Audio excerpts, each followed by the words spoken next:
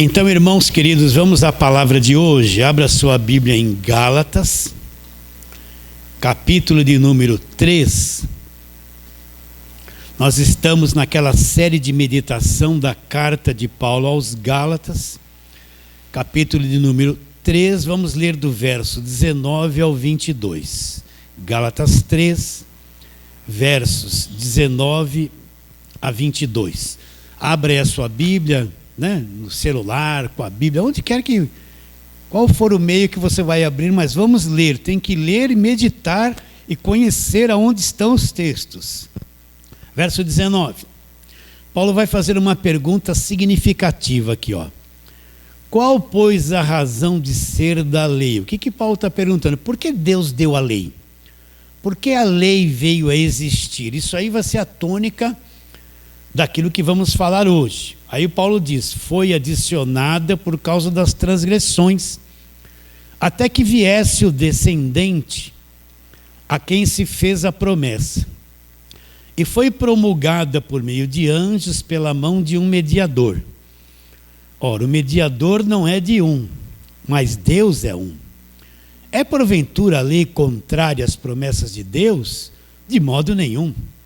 Porque se fosse promulgada uma lei que pudesse dar vida, a justiça na verdade seria procedente da lei. Mas a Escritura encerrou tudo sob o pecado, para que mediante a fé em Jesus Cristo, fosse a promessa concedida a quem? A todos, não, aos que acreditam, Então vamos fazer aquela perguntinha, por que Paulo escreveu esta carta aos Gálatas? Vou fazer até o fim, tá?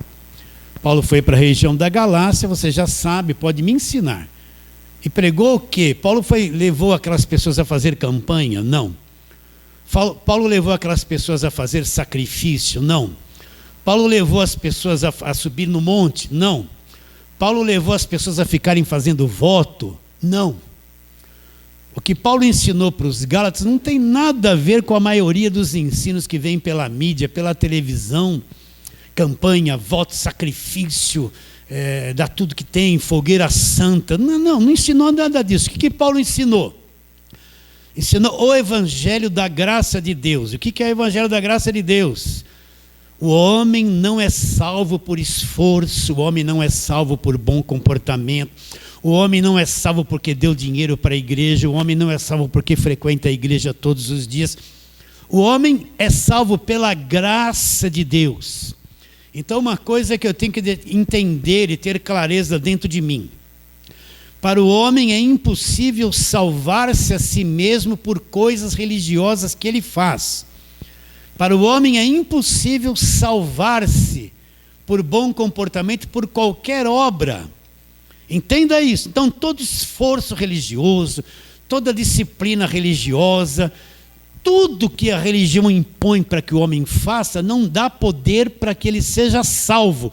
Porque é impossível o homem praticar alguma coisa onde Deus olhe e fale assim, muito bem, você fez isso, agora você tem direito à salvação.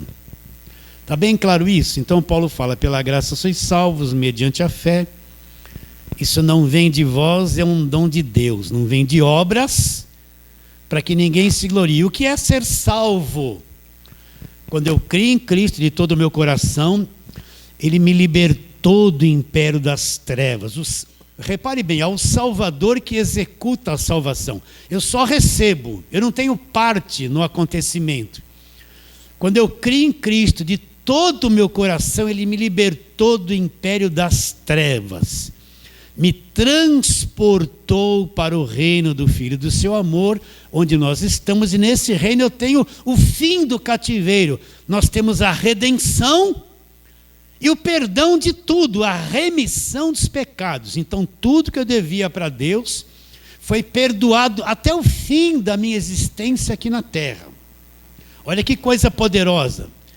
E se houvesse prisões na minha vida, cadeias, Ele me liberta de tudo, 100% livre.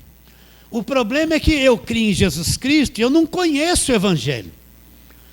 Jesus é meu Salvador, ai que coisa maravilhosa. Eu não conheço o Evangelho, o que precisa fazer com o crente novo? Vem aqui, ó, você foi salvo agora. Eu vou te explicar o que é o Evangelho e conduzir você a uma maturidade para você assumir tudo que o Evangelho já fez por você, já fez. Então o crente novo, ele não conhece nada, ele creu em Jesus Cristo.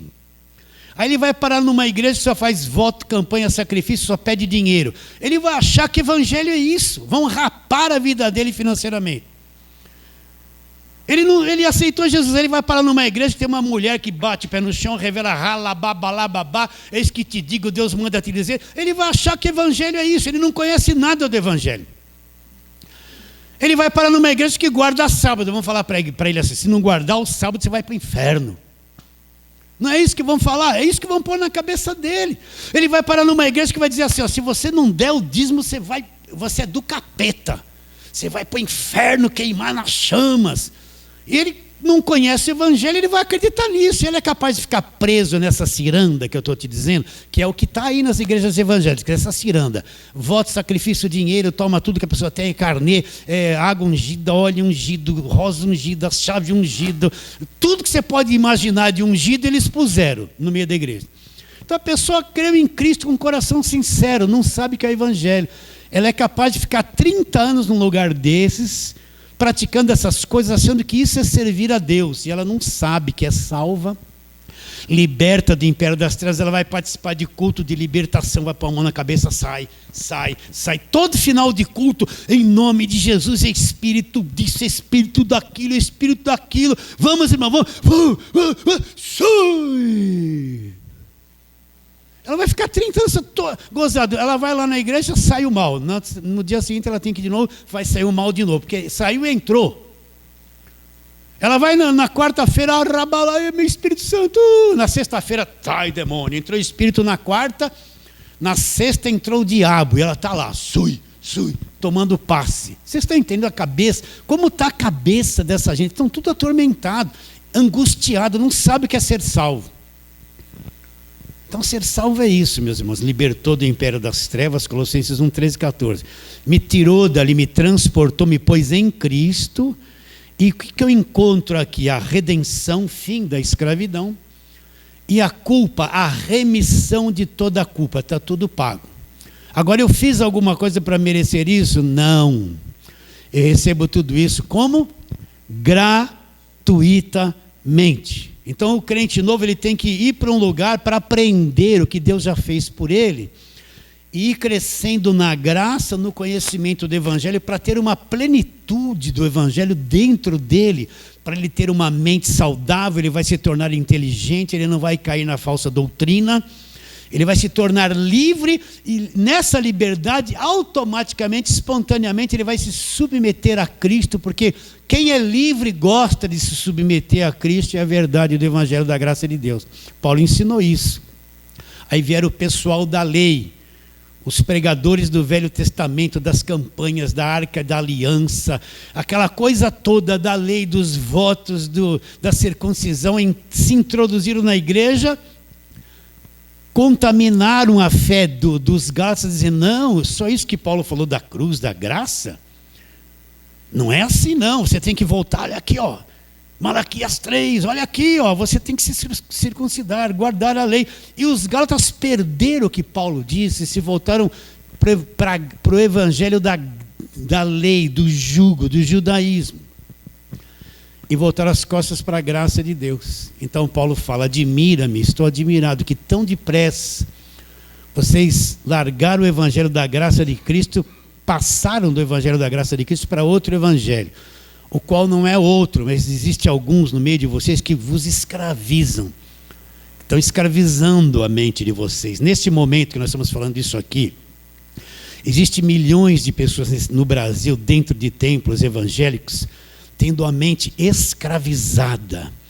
Eles estão sendo coagidos a fazer voto, eles estão sendo coagidos a dar tudo que tem, encher os envelopes. Eu preciso falar isso, não leve a mal, meus irmãos. Eles estão cheios de medo, de angústia, acusados, porque não entendem o evangelho da graça de Deus. Existe gente que prega o evangelho que são escravizadores da mente dos outros. vão trabalhando na mente, na pregação do medo do diabo, vai pegar, é isso, você precisa de libertação, Deus não te libertou, tem uma macumba na tua vida, tem um mal olhado, tem uma superstição, escravizando a cabeça das pessoas para manipular elas, e elas nunca saírem daquele lugar. E se um dia for sair, vai falar assim, é um desviado, olha lá, o diabo está te esperando lá fora, vai sair de braço dado com você. Vai falar isso para eles, são escravizadores. Então Paulo disse, alguns que vos perturbam e querem perverter o evangelho de Cristo. Mas ainda que nós, o mesmo anjo vindo do céu, vos pregue coisa que vai além do que Paulo ensinou, seja amaldiçoado, seja anátema. Então Paulo vai escrever essa carta para mostrar para os Gálatas o erro que eles cometeram, a cegueira espiritual que invadiu a mente deles, e eles deixaram a graça para seguir a lei, aquilo que já acabou na cruz. Então, depois de dissertar com muitas coisas, como nós já falamos, Paulo chega nesse capítulo 3, ele vai fazer uma pergunta.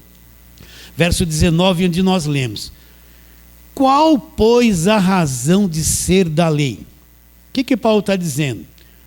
Então, Paulo está dizendo, fazendo uma pergunta. Olha, Paulo já explicou claramente no Evangelho que o fim da lei é Cristo.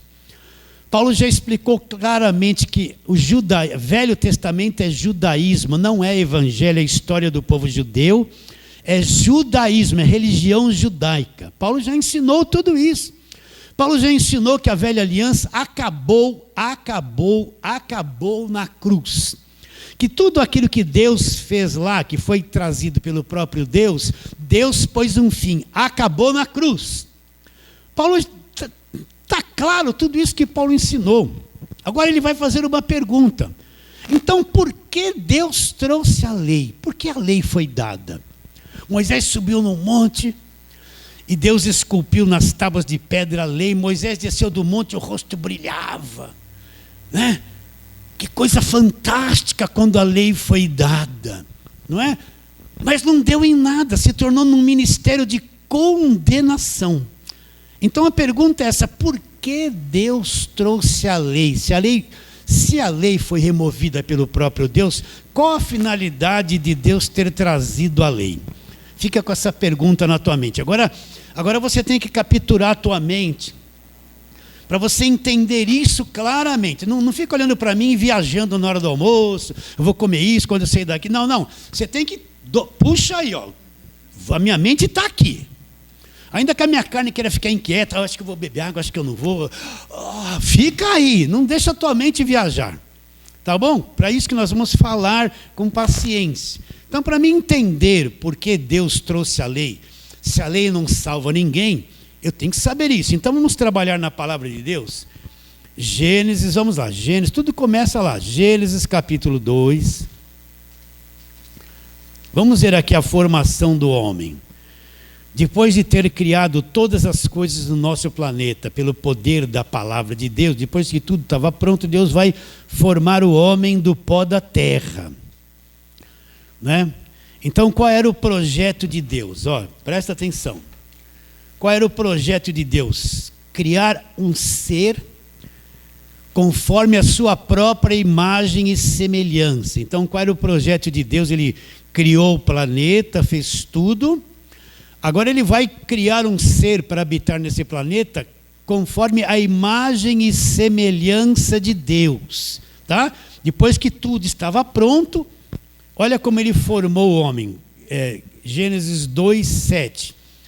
Então formou o Senhor Deus o homem do pó da terra, e lhe soprou nas narinas o fôlego de vida. E o homem passou a ser o quê? Alma vivente. Então o que Deus faz? Deus pega do pó da terra e faz como se fosse um boneco. Faz faz o corpo do homem, o interior, todos os seus órgãos internos. Deus fez tudo isso como se ele tivesse feito uma argila do pó da terra e fez tudo direitinho e fez o corpo do homem ali. Só que o homem estava morto, só tinha o corpo dele. Então o que Deus faz? Agora Deus vai trazer vida, Ele vai fazer esse boneco viver. Estou falando que nem para criança. Então Ele vem, sopra o fôlego da vida e o homem acorda e passa a ser uma alma vivente. O que é esse fôlego da vida? É como se Deus pegasse uma partícula de si mesmo. Ó, presta atenção, não deixa a mente viajar. É como se Deus pegasse uma parte de si mesmo e nesse sopro ela injetasse naquele boneco ali que era homem, não tinha vida. Essa partícula é a partícula sobrenatural de Deus. Essa que é a imagem de Deus e semelhança de Deus. Quando ele sopra essa parte sobrenatural, essa partícula de Deus, quando entra naquele corpo que era só um boneco, o homem acorda e a união do sobrenatural com o corpo natural cria a alma do homem. O homem passa a ser o quê? Alma vivente. Olha que ser fantástico. Então, quando Deus soprou sobre o homem, uma parte de Deus, dele, lá dele, penetrou naquele corpo que estava ali sem vida e se uniu a uma parte material, e a união formou uma coisa que vai ligar os dois, a alma do homem. A alma do homem é como dois tijolos, encosta os dois tijolos, ele não liga, mas se você pôr ali uma massa boa, você vai ligar, a hora que seca os dois se tornam um, não é verdade? Então a alma do homem, esse homem alma vivente, é a liga do mundo, do sopro de Deus, do sobrenatural, com o físico, com o natural. É a liga dos dois. O sopro de Deus no corpo forma a alma do homem, e o homem passa a ter uma partícula de Deus, uma partícula do mundo sobrenatural. Vocês estão entendendo ou não? Então o homem, ele passa a ser uma pessoa que tem um corpo físico, ele possui uma alma que tem consciência dele, ele pensa, ele tem sentimentos, ele tem vontade, e lá dentro dele ele tem um espírito que é a partícula de Deus, é a parte que ele vai entrar em contato com o mundo de Deus, o mundo sobrenatural.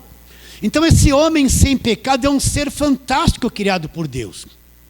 Ele vai ter condições de se comunicar com os dois mundos, o mundo físico e o mundo invisível, o espiritual de Deus. E ele vai ter um HD, a alma dele, que vai memorizar e vai manter o conhecimento dessas duas coisas. Então, para conhecer o mundo físico, o que Deus pôs no corpo? 5 sentidos: visão, olfato, audição, paladar e tato. Como é que eu conheço o mundo material? Eu vejo, eu ouço, eu respiro, eu sinto, eu tenho sabor e eu toco. Para conhecer o mundo material, meu corpo é excelente, tem os 5 sentidos.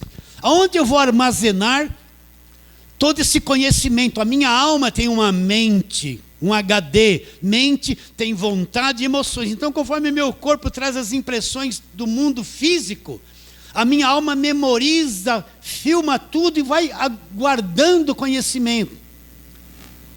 E o mundo espiritual? O mundo espiritual eu não consigo conhecer com o corpo. Então Deus deu essa partícula que é o espírito do homem, para o homem conhecer o mundo invisível de Deus. Um ser maravilhoso, pronto para viver no mundo material, e em espírito fazer umas viagens no mundo sobrenatural e conhecer a Deus. Vocês estão entendendo ou não? Então você pode ver que na viração do dia, Deus vinha conversar com o homem não tinha nenhum problema em se relacionar com Deus, batia um papo com Deus. Não tinha problema de se relacionar com o mundo invisível. Não tinha problema de se relacionar com o mundo sobrenatural. Ele não tinha problema com Deus. Então, o homem sem pecado, um ser fantástico, um corpo para viver no mundo físico, uma alma para ter consciência da sua própria existência, de quem ele era, e armazenar todo o conhecimento, um espírito para entrar e mergulhar no mundo de Deus e ter com clareza o mundo invisível como se fosse visível aos olhos dele. Está bem claro isso na sua mente? Você entende? Está com a mente aí, não viajou não?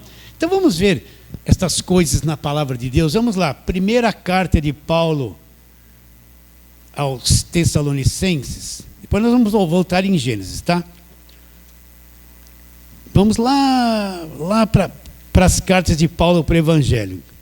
Gálatas, Efésios, Filipenses, Colossenses, 1ª, 2ª Tessalonicenses. Então, 1 Tessalonicenses 5, 23, Paulo mostra essas 3 partes do homem, a tricotomia do homem.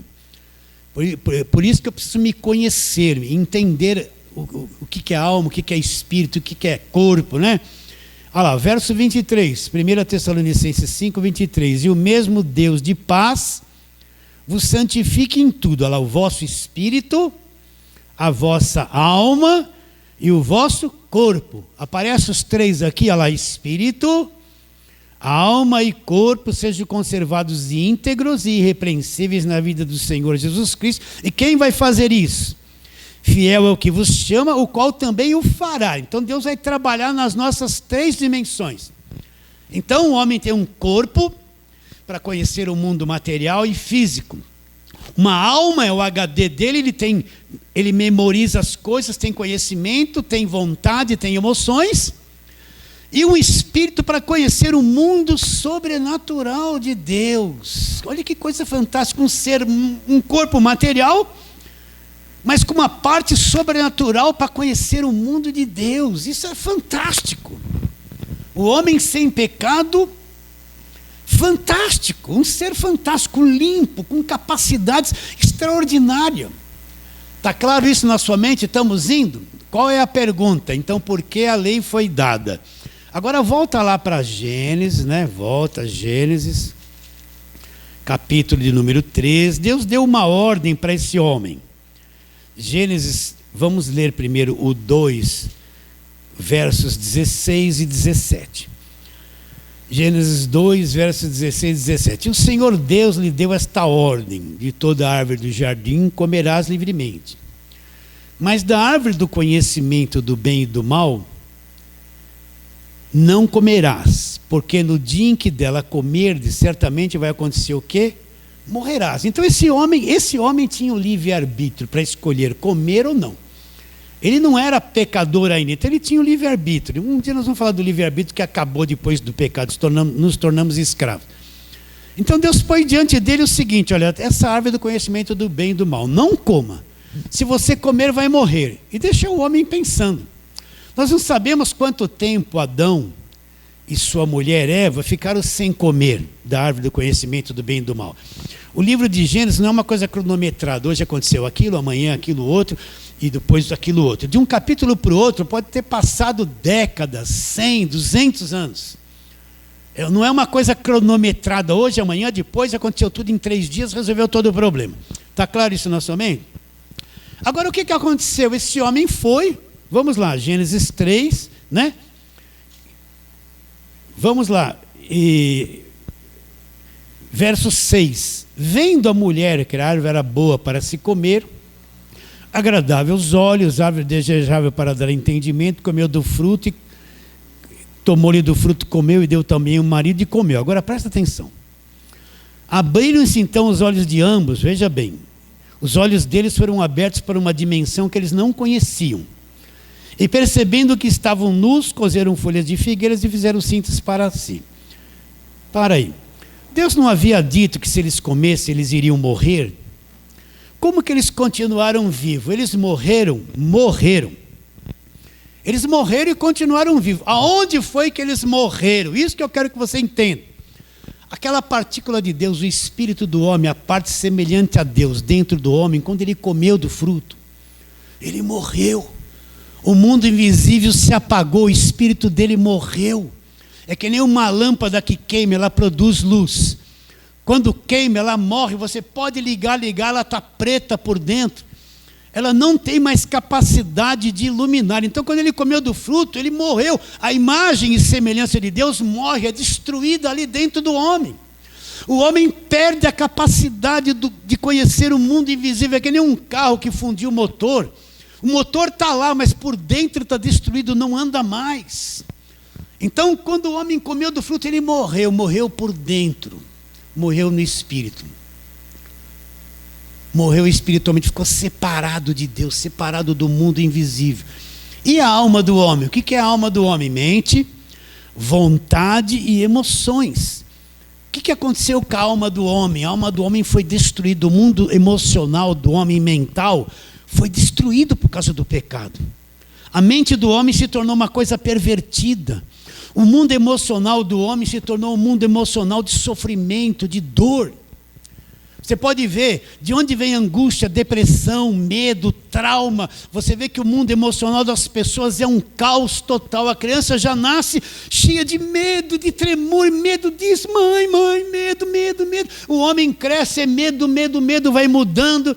Tem gente que psicologicamente na alma, a cabeça dele está que nem um louco, gente. Por que isso? Porque quando o espírito do homem morre, a alma se tornou uma coisa destruída.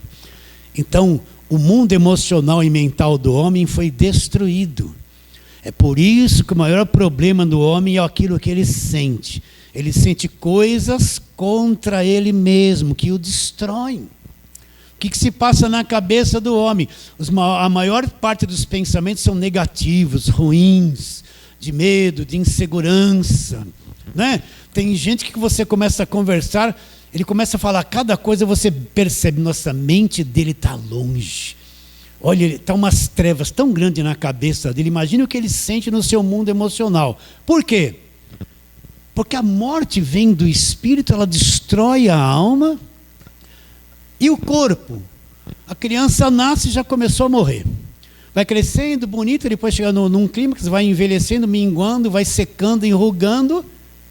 O corpo se tornou o corpo destruído, o corpo do pecado, o corpo da morte. Então esse corpo está contado, ele vai ficar doente, ele vai enfraquecer e ele vai morrer. Então o homem morreu no espírito, alma destruída e corpo destruído. Por isso que todos nós morremos. Então esse ser, alma vivente, que foi feito ali, com capacidade para o mundo material, um HD extraordinário e o mundo invisível, ele foi destruído, se tornou um ser pervertido, destruído, arruinado. Vocês estão entendendo ou não? Aquele primeiro casal ficou totalmente estragado. Isso é ser pecador. Não é que ele comete alguma coisa do lado de fora. Ele foi estragado, e esse estrago que aconteceu com ele chama-se o quê? Pecado. É que nem um carro que pega fogo. Você compra um carro, descuidou, pegou fogo, queimou, se tornou tudo em cinzas. As cinzas é o resultado do que aconteceu com o carro. As cinzas é o pecado, é o resultado final da destruição que o carro sofreu. Então, o pecado é isso, é a parte final da destruição que o homem sofreu, ficou cinzas. Então toda a raça humana é destruída. A raça humana é uma raça depravada, morta, estragada, doente, psicologicamente desequilibrada, mentalmente destruída. Todos são assim. Isso é ser pecador. Está claro isso? Isso é o pecado que entrou no mundo. Então você vai ver que você vai ter problema com você mesmo, com a tua cabeça, com os teus sentimentos. Você vai ter problema de relacionamento, um não entende o outro. É uma coisa terrível tudo isso aí. Está claro isso? Né? Então, homem, você tem que entender. Quando você olhar para o ser humano, você vai olhar com a visão de Gênesis. É uma raça destruída, pervertida, programada para fazer tudo errado. Porque uma pessoa mata a outra, um destrói a vida do outro por causa dessa coisa que está ali dentro. Vocês estão entendendo? É um mal, todos se tornaram assim. Então o primeiro casal ficou assim. Geraram filhos e filhas e foi transmissível. O primeiro casal transmitiu essa coisa terrível, essa destruição para todos os seus descendentes. Por isso que todo ser humano nasce, ele vem de Adão e ele nasce estragado, pervertido, contra Deus, contrário a Deus, não entende as coisas de Deus, morto por dentro, ele é morto por dentro. A alma dele ficou escravizada pelo corpo, então a alma dele vive em função do corpo. A pessoa vive para satisfazer os seus desejos da carne. Tudo que ele faz na mente, nas suas emoções, é só para satisfazer a que a carne quer. É a comida, é o sexo, é os prazeres, é o divertimento, é a curtição. Ele vive para satisfazer a iniquidade da carne, o que a carne produz. Todos são estragados. E quando você nasceu estragado. Você nasceu estragado. Um vem mais estragado de um jeito, outro vem mais estragado de outro. Um é bonzinho aqui, mas ali ele é um capeta. O outro é bonzinho onde ele é capeta, mas no lugar que o outro é bom é o demônio. Vocês estão entendendo? Então é uma raça caída, uma raça pervertida, uma raça doente, uma raça que auto se destrói. Se não é Deus que segura as coisas, o ser humano já tinha se destruído e destruído o planeta há muito tempo. Você está tendo essa visão comigo? Só para você entender por que a lei foi dada. Então vamos trabalhar um pouquinho na palavra. Vamos lá, Gênesis, já estamos em Gênesis. Olha os 2 primeiros filhos que nasceram, que já nasceram estragados, olha lá. Eles tiveram os 2 primeiros filhos, Caim e Abel. No capítulo 4 de Gênesis, vamos ver aqui, verso 3. Cada um foi fazer uma oferta para Deus. Caim era o lavrador, cuidava da terra, e Abel cuidava das ovelhas. Tinha rebanho. Então, verso 3 de Gênesis 4. Aconteceu que no fim de uns tempos trouxe Caim do fruto da terra para o Senhor, uma oferta ao Senhor. Abel, por sua vez, trouxe das primícias do rebanho e da gordura deste. Agradou-se o Senhor de Abel e da sua oferta, ao passo que de Caim e da sua oferta não se agradou. Olha já o primeiro filho problemático. Irou-se, pois, sobremaneira Caim, e descaiu-lhe o semblante. Então disse o Senhor: por que andas irado? E por que descaiu o teu semblante? Se procederes bem, não é certo que serás aceito. Se todavia procederes mal, eis que o pecado jaz à porta. O teu desejo será contra ti, a ti cumpre dominá-lo. Verso 8. Disse Caim a Abel, seu irmão: vamos ao campo? Estando eles no campo, sucedeu que se levantou Caim contra Abel, seu irmão, e o matou. Olha o primeiro filho como nasceu. O primeiro casal se estragou. O primeiro filho, Caim, já veio atravessado, herdou tudo que o primeiro casal se tornou. Fez a oferta para Deus, não foi aceito. Alguma coisa de errado ele deve ter feito. E Deus aceitou a oferta do seu irmão caçula, né? O irmão mais novo. Ele ficou tão irado, repare bem, a Bíblia diz que ele ficou irado. E o que ele fez irado? Convidou, ele elaborou um plano: vou levar meu irmão longe daqui, vou acabar com ele, vou matar ele. Olha o que ele tinha por dentro já. O primeiro filho que nasceu dos 2 já nasceu contaminado, pervertido. Então é normal que você entenda porque um ser humano mata o outro, destrói. Porque uma pessoa na ira mata a mãe, mata o pai. E vão falar assim: é o demônio. Tudo é o diabo. Não é não. Caim não era endemoniado, era o que ele era mesmo. Vocês estão entendendo? Então o primeiro filho já saiu tão estragado, já matou o segundo, já matou o irmão, porque Deus aceitou o irmão e ele não se agradou, que a oferta dele foi desprezada. O primeiro já saiu estragadíssimo. Você entende porque as pessoas têm comportamento de louco ou não? Entende?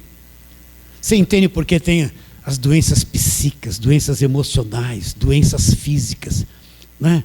A pessoa fala assim: tudo é o diabo. Mas sabe por que a doença existe? Porque o pecado entrou no mundo e a coisa corrompeu de um jeito que surgiram essas doenças malignas para destruir o corpo do homem. Mas por que a lei foi dada? Nós vamos responder porque a lei foi dada. Vai para o capítulo 6 de Gênesis. Olha, já no começo, olha a coisa como já estava. Então, a raça humana já havia crescido, já tinha mais homens na terra. Vamos ler aqui a corrupção do gênero humano? Vamos ler aqui, capítulo 6, verso 3. Então disse o Senhor: o meu espírito não agirá para sempre no homem, pois este é carnal. Quando ele fala carnal, é essa natureza caída. E Deus diminuiu a vida deles, os seus dias serão 120 anos. Ora, naquele tempo havia gigantes na terra, também depois, quando os filhos de Deus possuíram as filhas dos homens, as quais lhe deram filhos. Estes foram valentes varões de renome na antiguidade. Viu o Senhor que a maldade do homem havia se multiplicado na terra. Olha o problema do homem. E que era continuamente mau desígnio do seu coração. O que é o desígnio do coração? Aquilo que a pessoa é por dentro, os seus impulsos, os seus desejos, as suas coisas escondidas, né? As suas intenções, as coisas que ela esconde. Então Deus falou: olha, o homem é carnal, não tem jeito, meu espírito não vai agir nele. E o que está dentro dele é uma coisa continuamente má, não para de produzir mal, é um produtor de coisas ruins que está dentro do homem, o coração do homem. Olha o verso 11. A terra, isso, os homens já tinham crescido, a raça humana já tinha crescido. A terra estava corrompida à vista de Deus. Verso 11 de capítulo 6. E cheia de violência.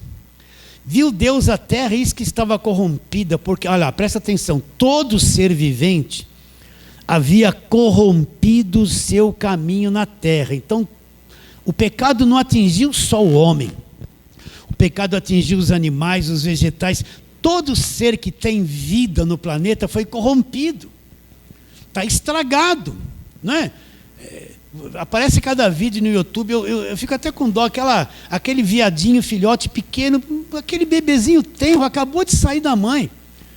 Já vem um leão, cata ele para o pescoço e mata. A gente fala, a natureza é o equilíbrio. Não, isso é uma desgraça, a terra entrou debaixo de maldição, todos eles comeriam ervas do campo.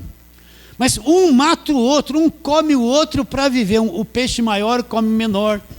O passarinho maior engole o menor, arranca os filhotes do ninho, né? Os animais maiores devoram e matam os animais menores, tudo na base da violência. Então toda a terra existe uma violência, está pervertida por causa do pecado. Nós comemos os animais, mas nós não éramos para comer os animais, eram para comer os frutos da árvore do jardim do Éden, né?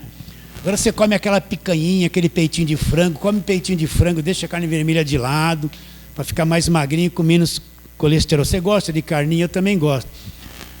E passa uns vídeos lá no YouTube, aquele boizão, põe a cabeça no colo de uma criança, a criança passa a mão, maior amor, inofensivo, né? Mas nós que somos bonzinhos, vamos cortar a cabeça dele, dividir ele em partes, comê-lo tudo, eu vou comer ele. A gente não faz isso. Não é para você, não vão mais comer carne, come bastante carne, pode comer. Mas a gente está comendo aquele peito de frango, a gente só vê aquela coisinha ali. Aquilo ali teve penas, cantou, teve olhos, teve vida, mas nós, cortando a cabeça e vamos comer isso. Para nós é só aquilo. Vamos comer franguinho hoje, bem? Vamos comprar um franguinho, né? Aquele peixinho lindo nadando, lá fomos nós lá. Joga a rede, corta a cabeça do bicho, arranca tudo. Eu vejo, o peixe está vivo lá, os japoneses estão pondo ele no fogo para fazer comida, chinesa, né? O bicho está até tremendo e já queimando. E nós, ai que maravilha, fica pronto logo. Você não vê a violência dos homens uns contra os outros. A violência na terra, a violência, uma criação toda destruída. A violência, todo ser vivente, para você ver o que entrou no mundo. Olha lá, então, a terra estava corrompida à vista de Deus, no verso 12, viu Deus a terra que estava corrompida. Todo ser vivente havia o quê? Corrompido o seu caminho na terra. Então, esse planeta que nós estamos vivendo é um planeta corrupto. A política é corrupta, pode ser crente, pode ser eleito, vai lá e se torna ladrão, sim ou não? Vai lá e se torna ladrão, se torna bandido. Olha que vê aquele monte de dinheiro lá na igreja, meu irmão, quem roubar vai para o inferno. Ele entrou lá, virou político, muda tudo. Não vai mais para o inferno, não, é bênção, Deus, é bênção. E se nós fôssemos lá, a gente ia roubar também. Imagina aquela dinheirama fácil para você ficar rico e resolver sua vida, sem fazer nada. Você não ia enfiar tudo na maleta e vir embora para casa? Acho que você faria isso, em uma chancezinha a víbora aparece, né?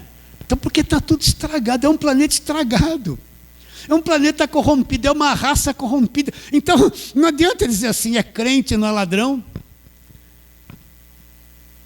e aquele que não é crente é ladrão. Hoje, um dos maiores corruptos estão mais ricos aqui no Brasil. Sabe quem são? Os pastores das igrejas grandes. Os caras têm aviões. Vai ver onde ninguém sabe onde essa gente mora, porque eles vivem escondidos. Eles chegam de helicóptero, ninguém vê. Ninguém sabe, porque aqueles que estão em nome de Jesus têm levado todo mundo a dar tudo que tem. É a corrupção dentro da igreja. Por isso que, desculpa eu falar isso, igreja não tem nada a ver com política. Em púlpito de igreja não se traz política para panfletar nada, para fazer oração nenhuma. E se a liderança da igreja fica coagindo o povo a votar naquele candidato, é pervertido, é corrupto, nunca mais apareça lá, porque é corrompido. Desviou o foco da igreja, que é a adoração e a pregação do evangelho. Não estou nem aí falando isso, não falei o nome de ninguém, né? Então você tem uma visão comigo, ó, presta atenção.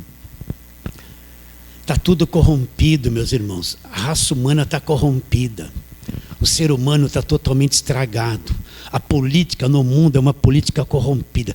Está tudo manchado e cheio de violência. Não se iluda que vai ser maravilhoso, não, pode orar a Deus que não aconteça isso no Brasil. Não vai, porque na palavra está escrito que vai acontecer. Você está orando contra a palavra de Deus, vai acontecer. Aí vamos interceder, né? Vamos interceder, Deus, que não aconteça isso na nação. Vai acontecer, porque está tudo corrompido, meus irmãos. Vai apodrecer, não tem por onde. Você está tendo essa visão comigo? Para entender porque Deus deu a lei?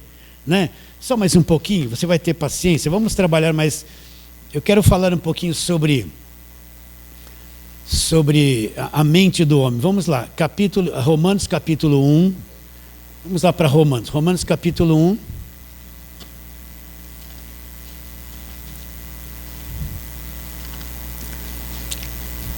Vamos ver o que aconteceu com a mente, com o coração do homem. Então, verso 21. Seria bom ler esse capítulo todo, mas olha, Romanos do capítulo 1 até parte do capítulo 3, são quase 3 capítulos que Paulo vai explicar isso que eu estou te dizendo. Vai explicar o pecado, o ser humano estragado, corrompido. Se não é Deus, o homem nunca vai sair disso. Verso 21 de Romanos 1. Porquanto, tendo conhecimento de Deus, não o glorificaram como Deus, nem lhe deram graças. Antes, olha lá, começa aqui na mente. Se tornaram nulos em seus próprios raciocínios, obscurecendo-se-lhes o coração insensato. Está pervertida a coisa. Inculcando-se por sábios, tornaram-se loucos. O que Paulo está dizendo? Que dentro do ser humano houve um obscurecimento, ou seja, trevas entraram dentro deles e destruiu tudo. E eles acham que são inteligentes, mas na ótica de Deus eles se tornaram loucos. Porque é loucura fazer mal para uma criança, abusar de uma criança. É loucura roubar uma nação, de sorte que vai morrer vários mil por causa daquele teu egoísmo e vaidade e desejo maligno que você teve no coração. É loucura essa vida, essa exploração, esse engano que você vê no mundo, é loucura diante de Deus. Tudo isso é loucura, é perversidade diante de Deus. Por isso o planeta todo está debaixo de maldição e debaixo de escuridão. Não se engane, meus irmãos. Vamos mais para frente. Vamos lá, vou continuar a leitura. Verso 22, inculcando-se por sábio, tornaram-se loucos. Olha lá. E mudaram a glória do Deus incorruptível, olha lá, em semelhança à imagem do homem corruptível, bem como de quadrúpedes, répteis. Por isso, agora vamos entender aqui, vamos ler com calma. Por isso Deus entregou tais homens à imundícia, pela concupiscência do seu próprio coração, para desonrarem o seu corpo entre si. Agora leia e entenda.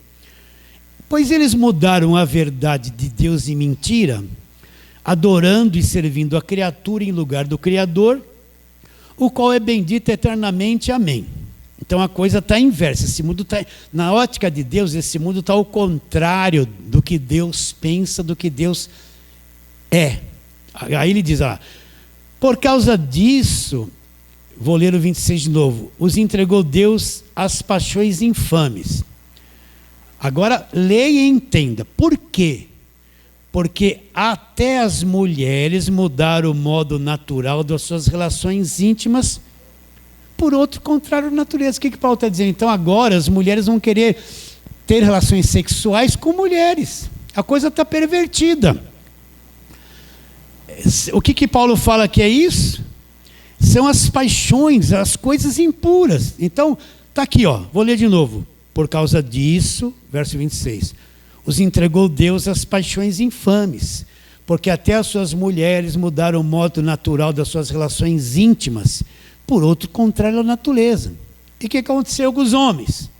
Semelhantemente, os homens, também deixando o contato natural da mulher, se inflamaram mutuamente em sua sensualidade, cometendo torpezas, homem com homens, e receberam em si mesmos a merecida punição. Por que um homem se apaixona por outro e quer ter relação sexual com outro homem?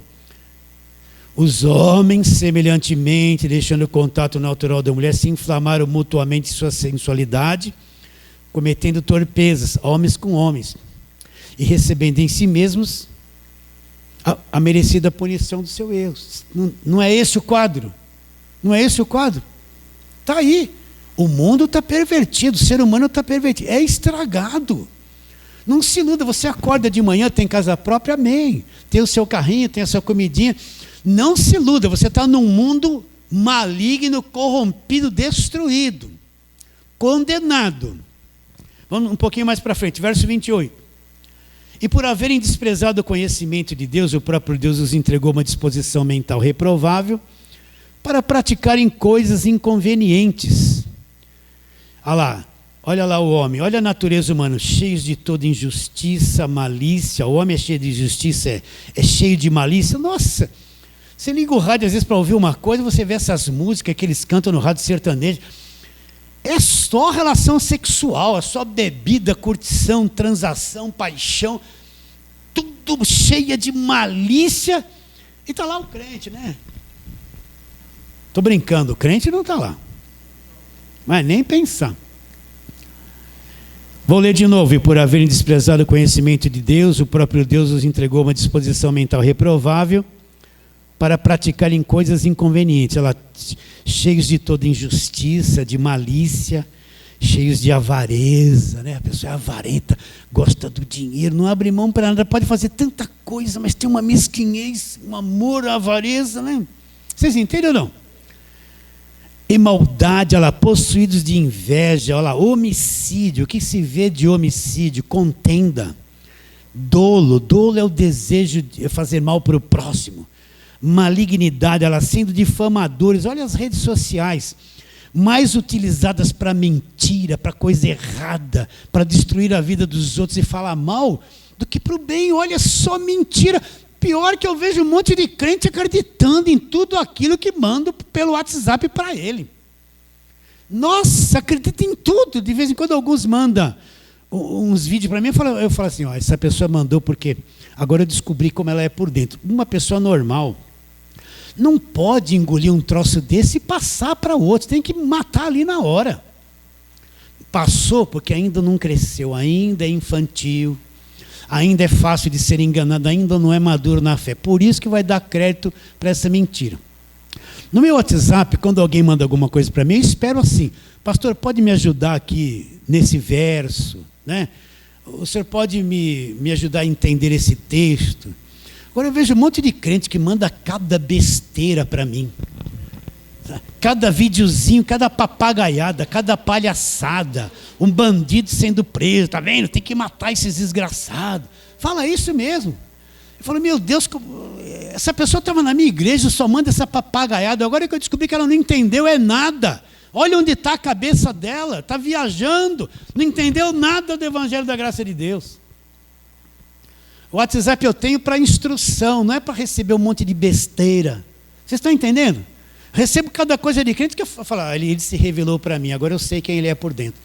Agora eu sei por que ele fazia isso naquele tempo. Agora eu entendi, olha o que ele manda para mim. Não entendeu nada ainda. Né? Entendi, estou sendo pesado com vocês? Não, queridos. Um pouquinho, né? Então vamos ler de novo. 29, cheios de toda injustiça, malícia, avareza, possuídos de inveja, homicídio, contenda, dolo, malignidade, sendo difamadores, caluniadores, aborrecidos de Deus, insolentes, soberbos, presunçosos, inventores de males, desobedientes aos pais, insensatos, pérfidos, sem afeição natural e sem misericórdia. Ora, conhecendo eles a sentença de Deus, que são passíveis de morte, os que tais coisas praticam, Não somente as fazem, mas também aprovam os que assim procedem. Capítulo 3, só mais um pouquinho. Verso 10. Como está escrito, agora Paulo vai dar um diagnóstico. Como está escrito, não há um justo sequer. Por isso que a salvação não é por obras. Não há um justo, nem sequer um.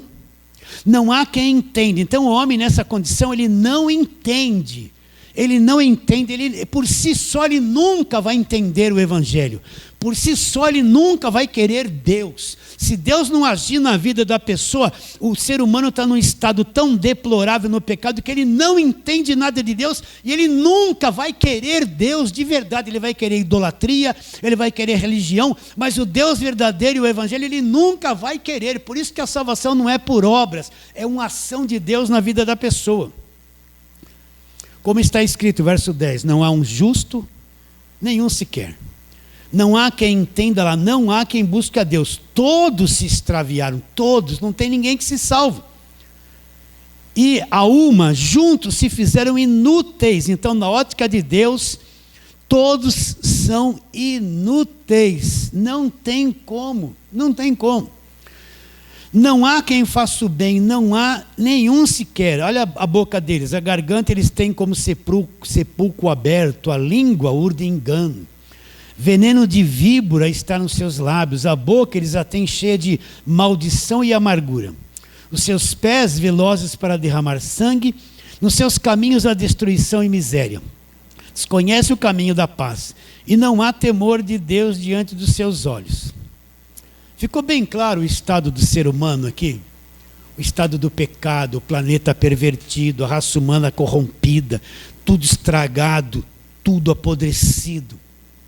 Então, por que Deus deu a lei? Por que Deus deu a lei? Justamente para trazer toda essa sujeira para fora e mostrar que o homem está condenado, é estragado, ele nunca vai poder sair dessa situação se Deus não operar na vida dele. A lei foi dada para mostrar o que é a natureza humana, o que é a corrupção do coração humano, o que é a mentira humana, o que é a desobediência dos filhos aos pais, o que é ser idólatra, o que é ser mentiroso. Você já mentiu alguma vez na vida? Quem sabe você mentiu ontem mesmo para se livrar de alguma coisa, né? Você não mente? Ou você é o super santo, né? Às vezes uma mentirinha resolve, né? Não resolve? A esposa nunca mentiu para o marido. O marido, então, nunca mentiu para a esposa. Mentiu? Quem nunca mentiu não precisa levantar a mão. Às vezes a esposa faz uma coisa que o marido não quer que saiba, ela mente. Não, benzinho, não. Mentirosa. Já perdeu a salvação. Às vezes o marido não quer ir no lugar. Ai, meu bem, eu estou com uma dor aqui. Não vamos hoje, não vamos, não. Aí ela vai embora ali. Mentiu. Tocou o telefone, mãe, é para a senhora. Falei que eu não estou. Está tudo condenado. Se não é a graça de Deus, não está tudo condenado? Né? E assim, o patrão mente para o empregado mente para o patrão, mente para os clientes. E é um rolo só. É mentira, né? Mentira. A lei foi dada. É o diagnóstico. A pessoa está, eu estou meio fraca, meio tonta, acordo de manhã assim. Vai lá fazer um exame de sangue, o médico pega colesterol, triglicérides, diabetes, pede tudo. Aí quando o exame vem, você tem tudo, triglicérides, diabetes, por isso você está passando mal. A lei é que nem um diagnóstico, um exame de sangue. Ela vem trazer para fora tudo que estava escondido, a sujeira que existe no ser humano, e pior que veio, o exame para ali. A lei falou, está tudo sujo, vou matar vocês todos, vocês estão tudo contaminados. Estão tudo contaminados, guilhotina para todos. Romanos 7, vamos lá. Por isso que pela lei ninguém será salvo, meus irmãos. Romanos 7, verso 7. Que diremos, pois, é a lei pecado? De modo nenhum. Mas eu não teria conhecido o pecado, senão por intermédio da lei. Pois não teria eu conhecido a cobiça, se a lei não dissesse, não cobiçarás. Então o que Paulo está dizendo? A lei veio trazer para fora, a lei diz que se eu cobiçar a mulher do próximo é pecado. Então a lei veio mostrar o homem mentiroso, o homem cheio de adultério, que estava na lei, não adulterarás, porque ele sabe que o homem tem desejo de adulterar. Quando ele fala homem é homem, mulher é mulher também. Não é? Que a mulher às vezes também é cheia do marido, aí passa aquele bonitão, que me dera, pensa, não faz, mas pensa. Jesus falou o que lá em Mateus? O que está na lei? Não adulterarás, porém eu vos digo, se você olhar para uma mulher com intenção impura, não precisa nem cometer o ato, lá dentro de você, você já adulterou com ela, já aconteceu a coisa. Não aconteceu fora, mas lá dentro já era, só o desejo. Vocês estão entendendo? Então, qual a razão de ser da lei? Por que Deus trouxe a lei? Se a lei não tinha poder para salvar ninguém. Só para a gente ir terminando.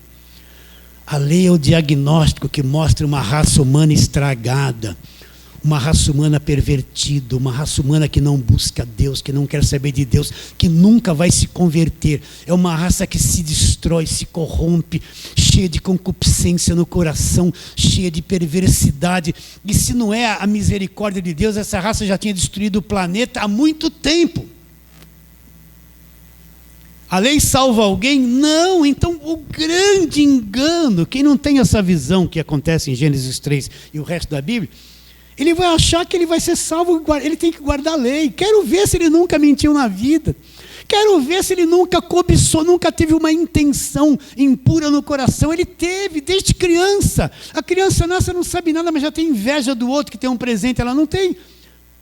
Aí pede assim, divide aí essa balinha, você tem 10 balas, dá uma para ela. Não, é meu. Já perdeu a salvação. É a natureza humana. É ou não é? E olha que você não é grande coisa, hein? Se você achava grande coisa. Se a gente visse você por dentro, tudo que você pensa durante a semana, tudo que você fala, as coisas que você esconde, aquilo que está camuflado. Que coisa feia, que monstro, né? Pastor, menos o senhor não, eu sou igual a você. Eu sou igual a você. Acho que eu erro mais que você. Eu uso até bermuda e chinela havaiana, você usa. E saio na rua de chinela havaiana, às vezes tiro até a camisa. Pastor, sem camisa, qual o problema, gente? Um sol gostoso, põe o Ray-Ban, sem camisa e vou no mercado andando com a camisa aqui, ó, que nem um maloqueiro. Aí os religiosos falam assim, mas o drogado, olá, tudo bem, pastor? Oh, todo mundo gosta. Agora o religioso de paletó e gravata, esse é do capeta. Estou nem aí. Vocês estão entendendo? Deus olha você por dentro. Deus olha, por isso que o homem não é salvo por comportamento, porque tudo que você faz é contaminado por aquilo que você é por dentro. E o homem não busca Deus. Se Deus não agisse em você, você nunca iria acordar para o Evangelho, você ia ficar morto, morto e morto. Por isso que a salvação é pela graça, não se conquista por esforço. Então essa falsa santidade, paletó e gravata, cabelo comprido e saia comprido, não é, isso é uma falsa santidade, está escondendo o defunto que está. Vai ver a língua dessa pessoa, o que ela faz, o que ela pensa, o que ela sente, está tudo camuflado. A roupa, ai, estou santo. Vamos voltar para terminarmos. Hoje eu falei demais aqui, né? Então vamos lá, Gálatas capítulo de número 3, e vamos ler, verso 19. Qual, pois, a razão de ser da lei? Ela foi adicionada por causa das transgressões. Então a lei foi adicionada para trazer a transgressão para fora. Até quando a lei ia ter validade? Olha como está claro isso aí. Até que viesse o descendente. Na semana passada nós falamos quem era o descendente. Até que viesse o descendente a quem se fez a promessa. E foi promulgada a lei por meio de anjos, pela mão de um mediador, que foi Moisés. Ora, o mediador não é de um, mas mediador não é um, mas a lei é de um. É porventura a lei contrária às promessas de Deus? De modo nenhum. Porque se fosse promulgada uma lei que pudesse dar vida, a justiça seria procedente da lei, porém a lei não podia dar vida. O que a lei trouxe? Mas a Escritura encerrou tudo sob o pecado, para que mediante a fé em Jesus Cristo fosse a promessa concedida a quem? Aos que creem. Então a lei encerrou tudo debaixo da condenação. Agora vem Cristo, cumpre a lei, nos liberta do acusador. Cremos em Jesus Cristo, pela graça sois salvos. E Deus encerrou tudo aquilo. A lei está em vigor. Ainda a lei está mostrando a corrupção da raça humana, mas nós estamos livres da lei. Nós morremos para a lei. Deus enrolou aquilo e jogou para lá. Eu não posso ser um crente debaixo da mentalidade do Velho Testamento.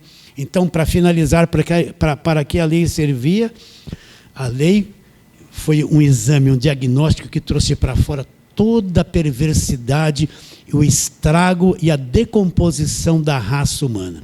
Fala assim, amém. Então vamos ficar em pé e vamos orar.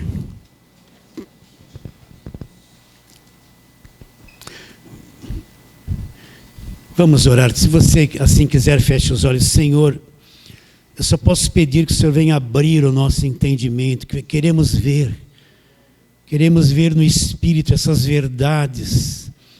E também oramos por todos aqueles que nos ouvirão, e nós chegaremos a eles, que eles vejam essa verdade, eles tenham os olhos do coração iluminados. Crendo que será, oramos pela fé em nome de Jesus. Fale assim, amém.